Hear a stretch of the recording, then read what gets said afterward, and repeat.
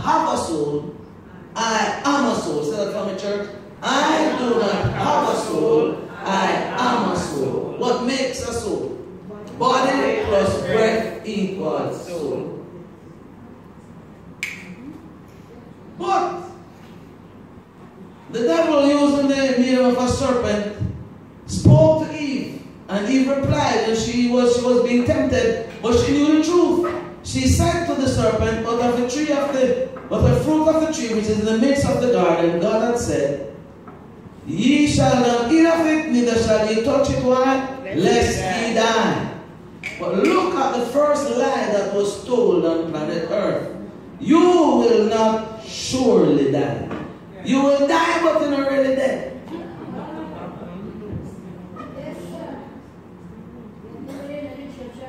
You're blind, but you're not really blind. So, the Bible says, this lie was told, you're not going to really die. And so the Bible then tells us that Eve brought the fruit to her husband and he did eat also.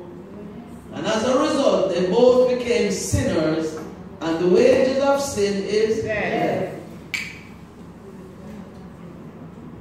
Did Adam die? Let us look at it now. We are going to look at some words. I heard earlier that some people were talking about Latin words and Latin phrases. I wonder where they got it from.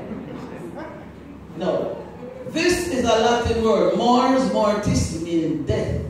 That's where you get mortuary and mort and post-mortem. Mortician.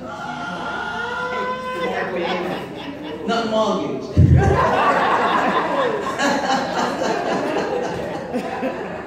No. There's another word. Mortalis. Say it from the church. Mortalis. What does mortalis mean? Mortal, human, immortal. So mortal means you're subject to death, a human, immortal. Mortal, subject to death, causing death, fatal. Someone said, I got a mortal wound. It means that it killed you. Are we doing that so far? Alright. Genesis 5 verse 5 says, and all the days that Adam lived were 930 years, finish the church, and he died. What caused death? Is it cancer? Is it cancer? No, it is sin.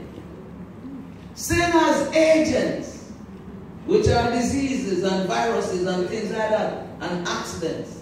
But the fact is, it is sin that causes death. It is not cancer. Am I making sense, church? It's not cancer that killed me. It's sin. But there are agents. Because sin entered the world, all kinds of maladies also came. And as a result, these are the agents that are used to perform the act. But the real cause is what? Sin. So when you look on a death certificate, and it says cause of death, and they say heart attack, it's wrong. It's sin. Tonight, 1 Corinthians 15:22 says, for as in Adam how many died? All died. Am I immortal? No. I am not immortal. As a matter of fact, those of us who are getting older recognize that the things we used to do one time, we can't do it again. Therefore, some part of us getting less and less effective. I can't jump as I used to jump. You can't jump? No. Am I immortal? And the answer is no. Can I die? Yes. Will I die? Yes. You know, this question is a bit technical because the fact is the Bible says, those that are alive and remain. Some people will be alive when Jesus comes. Not everyone will die, but we all are under death sentence. We're going to touch on it a little later. Living soul minus breath equals what, church? A dead body or a corpse. So death is creation in reverse. Wow. You remember when you did biophysics and talk about a reversible reaction? So tonight, let us look at some of the origins of the pagans and their religious beliefs. A pagan is a follower, according to the Merriam-Webster dictionary, A pagan is a follower of a polytheistic religion. A polytheistic means there are more than one God. Example in Rome and in Greece and the Hindus and so on. It says, one who has little or no religion, they also classify pagan, and who delights in sensual pleasures and material goods. People who rely on senses and secularism and materialism sometimes are classified as pagan, because the more materialistic and secular people get, they no longer see a need for God. Religion. What people believe about God or gods and who they worship. So one may worship a cow, another one may worship another a tree. You see how ridiculous this whole thing can get. And then it says a particular system of beliefs and worship, that's religion. The Latin word it comes from is religio, meaning reverence. Religio, reverence. So religion, religio, religious comes from that, and so to do with religious has to do with religion. Believing truly in a religion and taking part in its customs. So all of this, we're looking at the paganism and the religious beliefs and see whether or not they are in opposition or contradiction or are contradictory when you compare it with Christianity. So polytheistic is a verb, as an adverb, it says the doctrine that there is more than one God or many gods. Example, worship of the sun, the moon, Diana, Venus, Saturn, Mercury. How the days of the week got there? Nay. What has that got to do with our subject tonight? So pagan Greek philosophy taught that the soul is immortal. So when we hear some things and we see and understand the origin, we're able to know whether or not this is something to be believed. For the Greeks, the soul is what gives life to the body. We know that it is the breath of God that gives life to my body. The Bible says from the body. Plato also held that at death, soul and body are separated. The body decays while the soul departs to live another life. And when people believe these things, people are not inclined to confess sin and to want to forgiveness of their sins because they do not see the need for it, since a part of them is going to continue to live. Therefore, there is no penalty for sin. Am I making sense? Yes. Dangerous. Spiritualism. So we looked at paganism, spiritualism. Spiritualism is the belief that the dead communicate with the living as through a medium, like a medium or a psychic, or a reader man, Brother Emmanuel.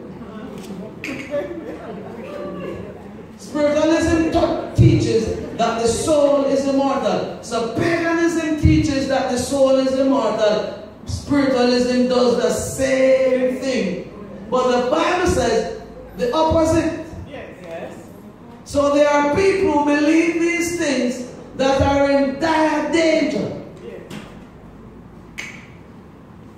Hinduism and the New Age movement teach reincarnation. That you remember we touched it 2 Sabbaths ago about the Nirvana. Alright. What do the Chinese believe? And remember, when we come to the crusade, we are not critical of other people, their ethnicity and their customs so much as to look at what these customs lead to.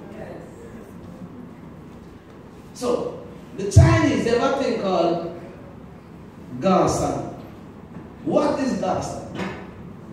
We got this from the newspaper of April 16th, 2016, the Sunday newspaper. It said, they are talking about how they deal with their dead. We made offerings of food and incense to our ancestors' favorite drink. So white rum is dispensed. It then says, they pray to ancestors, give gifts and ask for gifts in return. So they believe that they can get benefits from the dead They can pray to the dead. They can. And you ever wonder why it is that when you come to line up the church, even if most of us are Adventists, there's at least one or two is not, and the person said, you're not throw some white clothes. Are you not kill a fowl? Are you not kill good? Are you seeing where everything comes from? And then sprinkle all kind of stuff on the side and say, man, I will get injured if they don't throw around or if they don't shed blood. Nonsense. What we do is ask the Lord's blessing on the site, and we do what we need to do when you have to build your house. So this was said by Robert Yu, the Vice President of the Chinese Benevolent Association, in the newspaper, so you can really Google it and find it. But the Bible does tell us something in Ezekiel 18 verse 4. The soul or person who sins will die. And die does not mean that a part of me lives on. Tonight, who is immortal? The Bible answers that. 1 Timothy 6:15, talking about God who is the blessed and only potentate, the King of kings and Lord of lords. I can't resist this one. Touch potentate for me, please, Pastor. You have it? Potentate comes from another Latin word. Possum posse potui, which means to be able to. So God is all able to. That's why He is the potentate. When someone is all able to, it means that He is almighty. And the Bible says He is the only blessed one, the King of kings and Lord of lords. Watch the next part of the very church. Who only have immortality. In God is life unborrowed and underived. We have borrowed and derived life. God's life is unborrowed and underived. We don't know where it came from. That's not my concern. I'm glad that there is a God. Amen. God has no beginning. He has no end. From everlasting to everlasting, God. Amen. He is immortal. Amen. And if He wanted me to know, He would tell me. That's not my business. Amen. My business is to find out how to live a life of service. Yes. And so tonight, when God created Adam, He placed His breath within him, not an immortal soul. Because God will not be making somebody who is immortal, who is a sinner. Because if you remember when Adam and Eve sinned, the Bible said God put cherubims to guard the tree of life, lest they should eat from the tree of life. And do what? And live forever. When we read the Bible in the church, it is easy to put the pieces together, but we have to concentrate. Genesis 2:7 says, God breathed into his nostril the breath of life. And I'm glad that He did that. Job 27 verse 3 amplifies the story. All the while my breath is in me, and the Spirit of God is where, church? In my nostril. God allowed me the whole facility of breathing through lungs coming in the nostril, but it is air. What is the sure sign that somebody is alive? What's your answer? Read it for me, church. The person breathes. And that's why they sometimes put a mirror to see if the person is breathing. Do you see why we do these things? But the demons want us to believe otherwise. I don't need God. The New Age movement teaches that there's a little God inside of me. And all I have to do is release Him. So I don't need help from outside. These things are dangerous. The Old Testament Hebrew word for spirit is ruach, which means breath. The Spirit. Then we need to come a little closer. Ecclesiastes 3 verse 19 says, for that which befalleth the sons of men befalleth beasts. Even one thing befalleth them. What is it? Church, the Bible says, As the one died, so died the others. Yea, they all have one breath. So man is not different from a dog in terms of breathing. As a matter of fact, when a dog dies or a cow dies and it is there for a day or two, you have to walk far. When we die, the only reason we don't walk far from the person is that them take them to the morgue and they fix them up. Yes. But one thing befalls the beast that befalls man, and is we all die. The Bible then says, all go unto one place. We church, all are of the dust, and all turn to dust again. That's why we hear earth to earth, ashes to ashes, dust to dust. We came from dirt, and we're going back to dirt. And should you stumble upon a grave which is old enough, when you go inside there, you do not even see any more bone. Sometimes you find bones, but depending on the length of time, there's not even bone. Dust. God's words are true. Yes.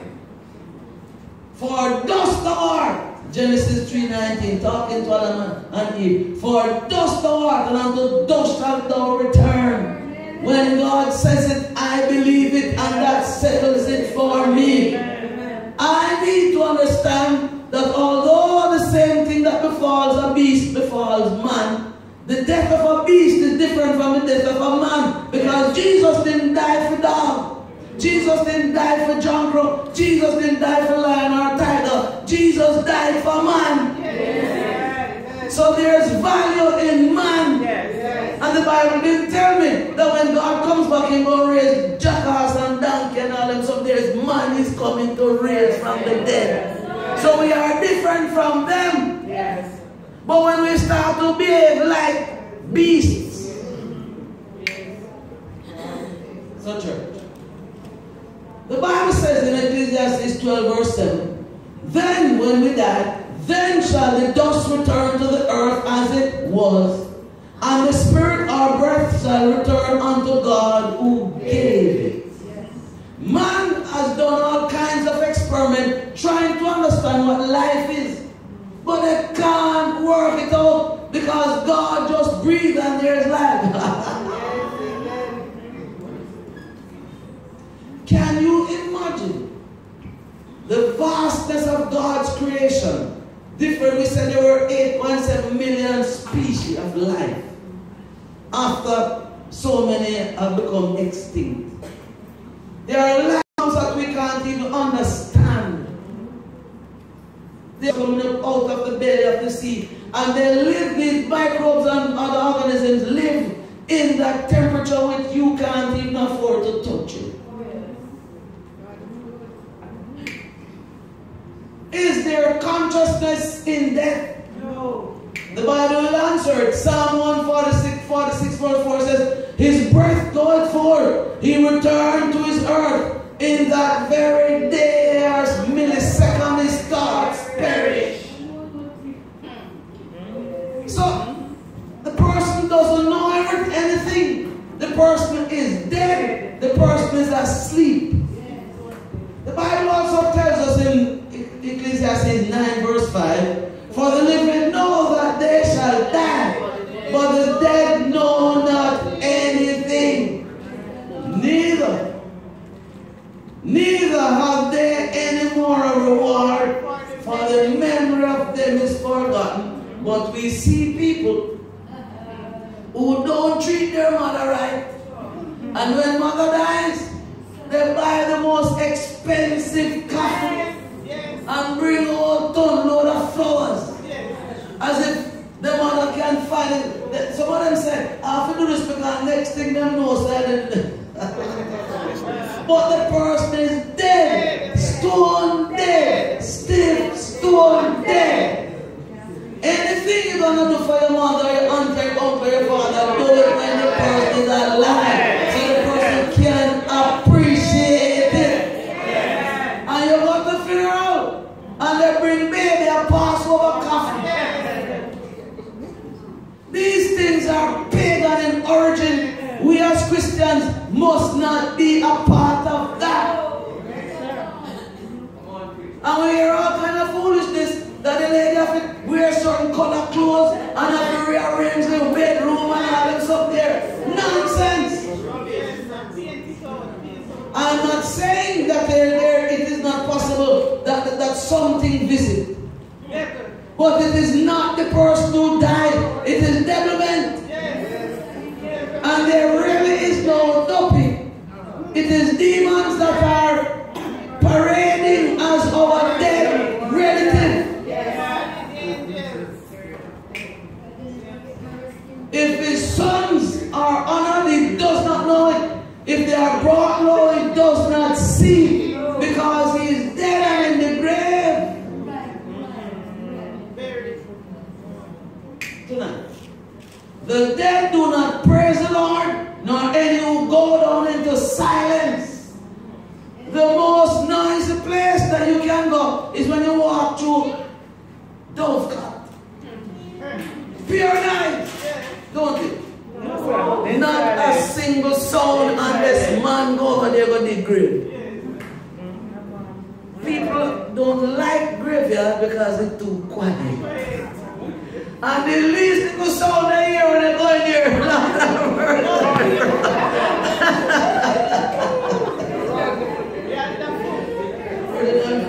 Sometimes when they grow up in the country, them tell about nothing. And his breeze blow banana leaf.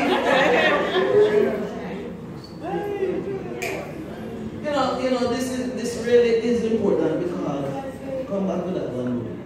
Alright? There is no repentance in the grave. No, I went to a funeral one time, and I've been to more since that. This particular funeral was a funeral of my cousin-in-law. Let us say her name was Joan. On her program was, please pray for Joan.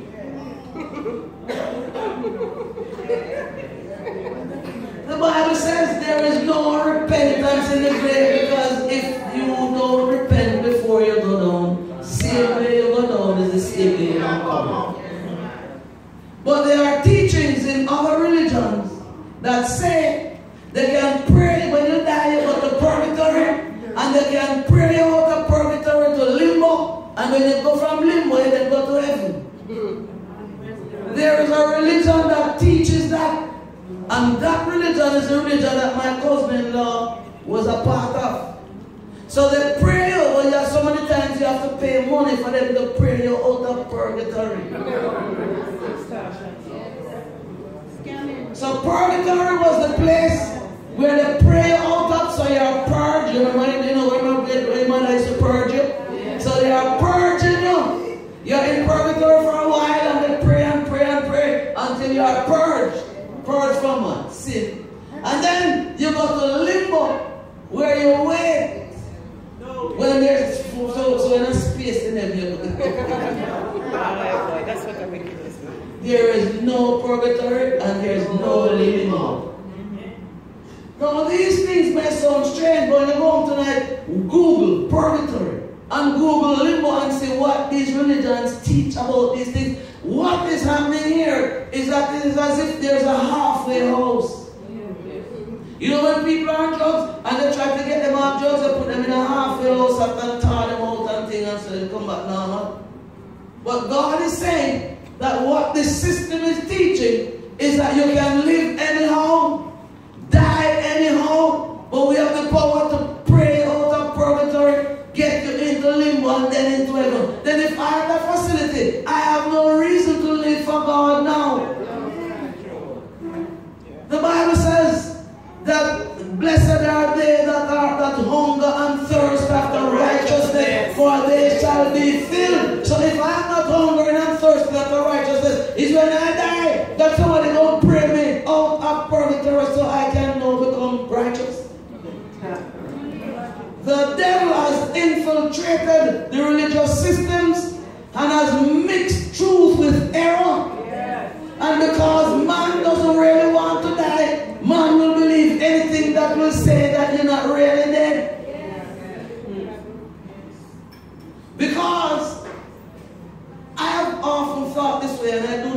and unique. I used to think, yeah man, everybody gonna die and they're gonna dead last. You see, it's when you're young, you believe you're invincible, don't you? You remember you feel you could do anything. So you believe I'm going to do anything, live and not live any old meaning one can live. But I will be the last one to turn off the light. Because I believe that I'm so special that I am not really going to die. We all think this way in a different degree. Because if there are 6 brothers, you say, all right, may one dead last. 1, we want to postpone our own death because we really don't want to die. And that is why when the false you come in Sunday morning, it start run because they know they're going to cook it with the family. In my son's day.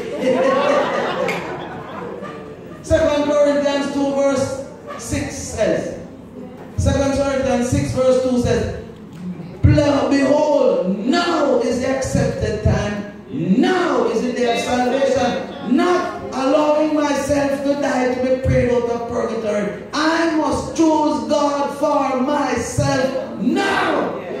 Why? Because I do not know how long I have to die. Is it that I'm afraid of dying? No, it is because Jesus paid the price for my sins. And all I have to do is seek ye first the kingdom of God and his righteousness, and all these things, whether it is husband or wife or pretty house or car or education, put Jesus first. Yeah.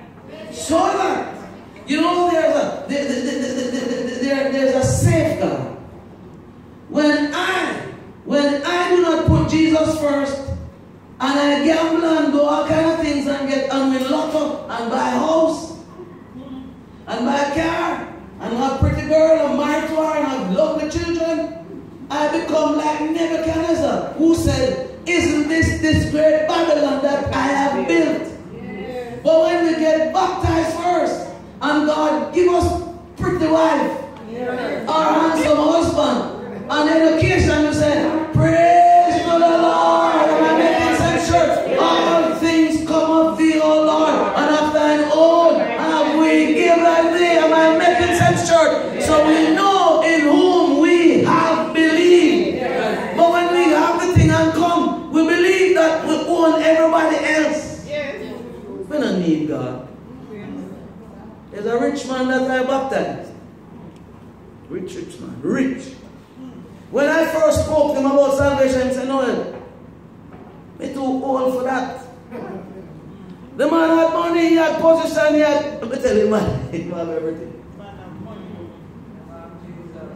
He never have Jesus. And one day he said to me, no, I know more about your church than you think I know him. I said, what do you mean? He said, every Saturday morning before I go to Sabbath Park, he used to play for West Indies.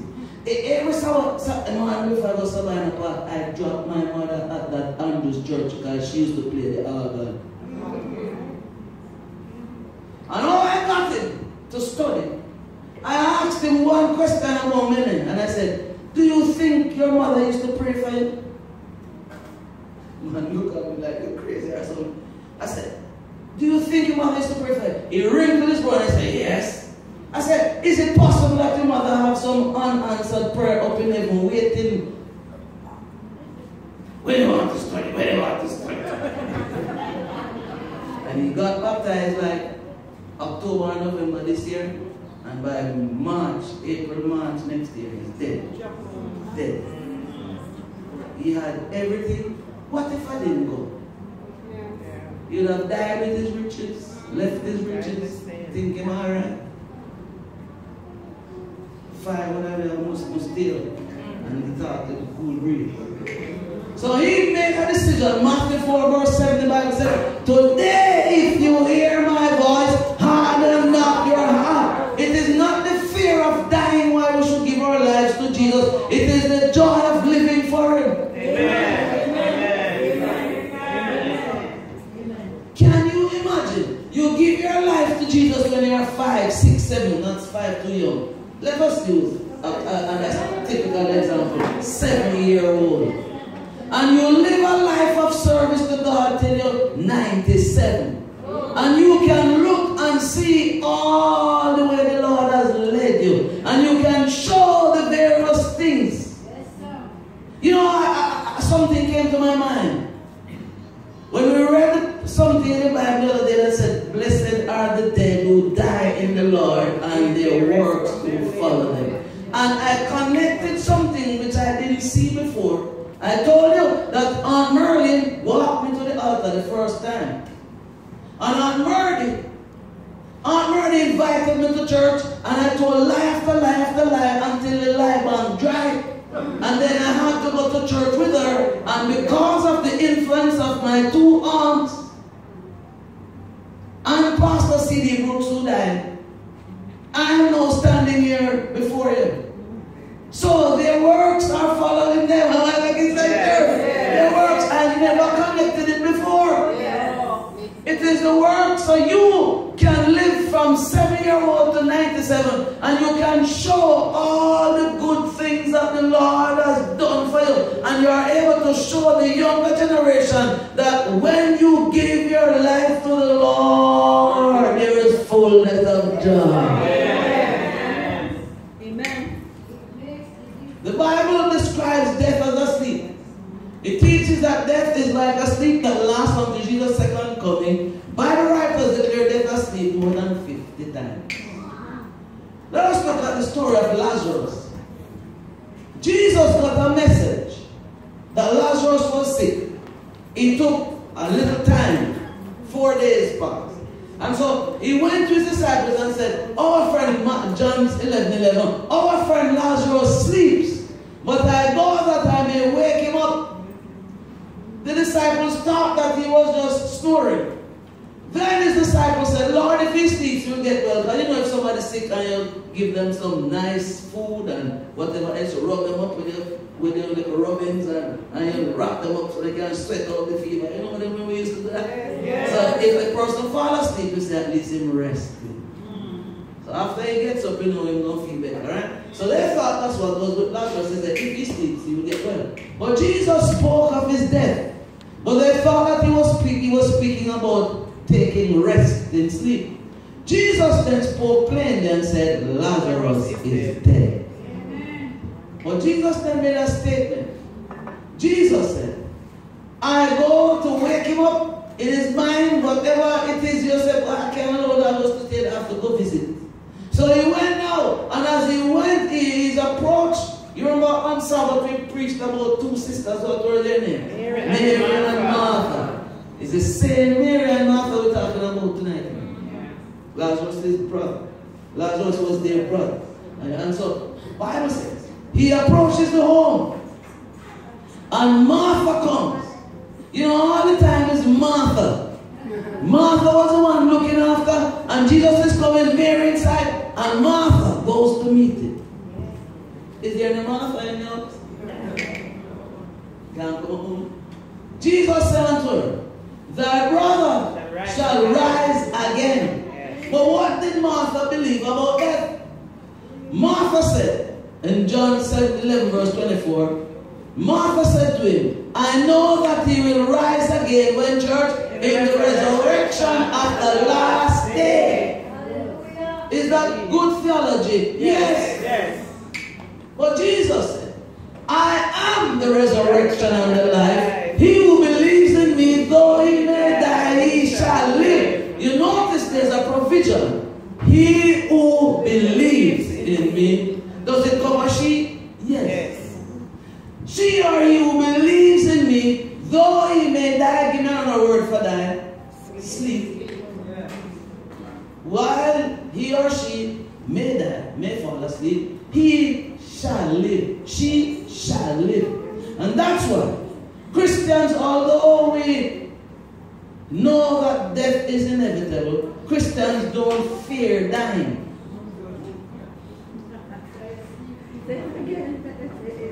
It's a church when you know that you're rested in Jesus. Yes.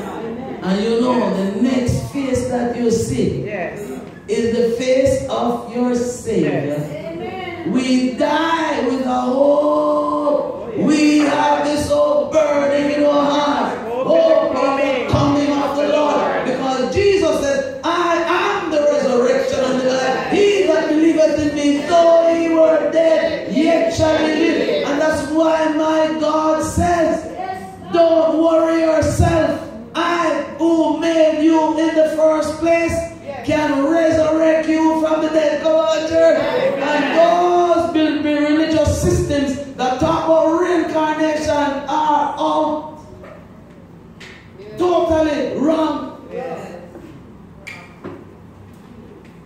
What people wrong just know that when we die, we go to heaven or hell, same time they're talking about, they have song about singing and around God's throne. The church, they're up there somewhere around God's throne. I've been to funeral in a church, and the casket is right here, so. And before they lock down the casket, I look on the person and I know the person in there because we know the person. And while the man preaching, he said, Sister so and so is up in heaven. Are you seeing the danger? Yes. You don't go to no heaven or go to no hell when you die. The Bible said, are you looking up from heaven? No. So Jesus said, show me the grave. What is the shortest verse in the Bible? Jesus wept. Yeah. When you weep, what do you do? You bawl. It didn't say Jesus cried. It said Jesus wept. You know, Lazarus was his friend. And so he knew the loss of a friend, and he wept.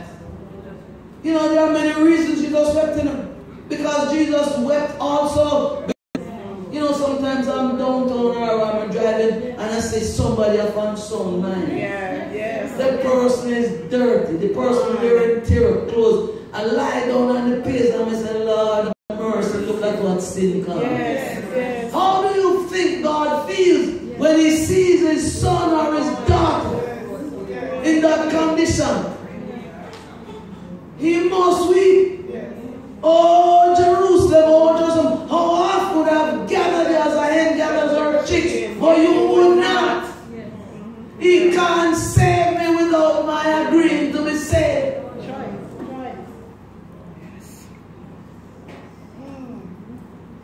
You know, I know for a fact that when there's a horse and the horse breaks a leg, they kill it out of mercy. God is saying that if we don't choose him, we are going to die, and he's mercifully going to kill us to take us out of our.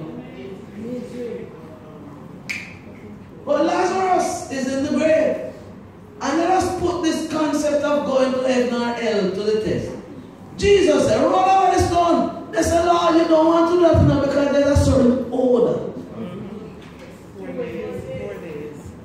4 days. He said, Lazarus, come forth.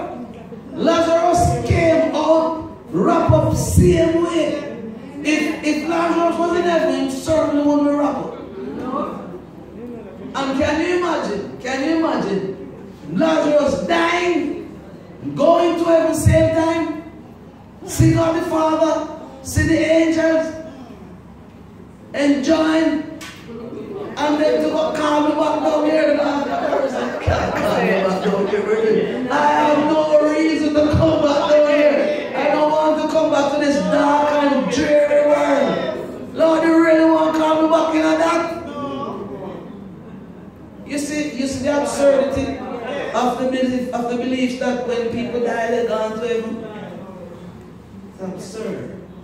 So Jesus said, unwrap him, and not only that, feed him. Tonight, let us subject something another test about going to heaven. When Jesus the thief on the cross, right?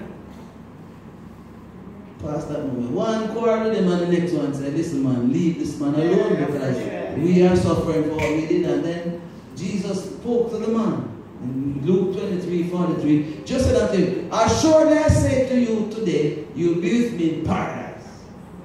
So people say, see, you're going to paradise. See, let us find something. Turn a moment. Jesus said unto him, let us look at you remember when you went to school, it just punctuation, man? Yeah. Good things, you know. Assuredly I say to you today, you will be with me in paradise. You can see the punctuation, man. Well, let's read it again. Assuredly I say to you today, you will be with me in paradise. So I'm telling you today, but you will. Yeah. What is will? Future or past? Future. Yeah. Today I'm telling you, you will. Yeah. I'm not telling you, you and I are going to heaven now. Let us find out if we're going to come to that in a minute. I like that part. Let us look at punctuation now. All the men, read this for me.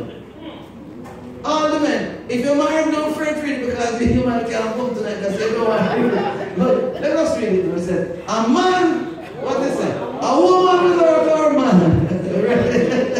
A woman without her man is nothing. A woman without her man is nothing. Let us put some punctuation to it. Read it now, women.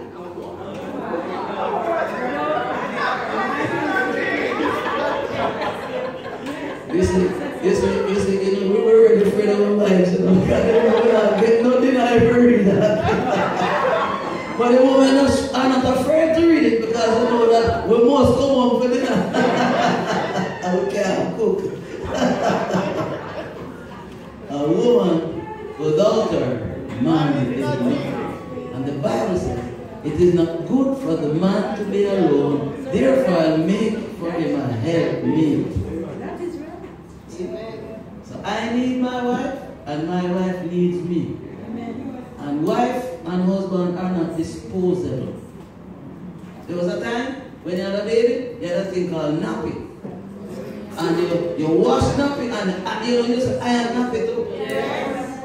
And when the baby do what the baby normally does, you change them and put on brand new nappy. Nowadays, you don't have no time for wash the nappy, you go buy. So it's like your wife and your husband can change in a minute. When you're married for life. Yes. For better or for worse, we're going to teach upon him. What happened to Jesus when we're on this day? Luke 23:46. And when Jesus had cried the Lord voice, he said, Father, into thy hands I commend my spirit. And having said this, he gave up the ghost, gave up his breath. Alright, watch this now.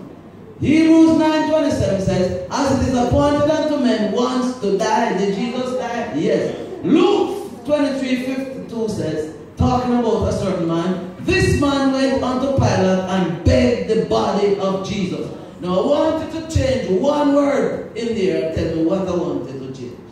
And beg them, change the word. Start with a C. Change the word with a corpse. Remember we said the breath when it goes is a dead body or a corpse. No life in it. Beg the body. Joseph of Arimathea. He begged the body. And he took it down and wrapped it in linen and laid it in a sepulchre. Which day is this? Friday. Yes. Alright. Did Jesus go to heaven Friday? No. Can't go to heaven. Watch this now. Luke, Matthew, Mark, Luke, no, Mark said, Mark 16:2. And very early in the morning, the first day of the week, they came unto the sepulchre at the rising of the sun. And what happened? And when they looked, they saw that the stone was rolled away. The church said, amen. Every stone that can hold the real stone. Jesus is the rock of ages. And the rock stone that can hold the rock of ages. Yes. Roll away. And this Mary now, which Mary is this? Mary Magdalene, Lazarus' sister. Comes and she sees Jesus. Now watch this now. John 12:20.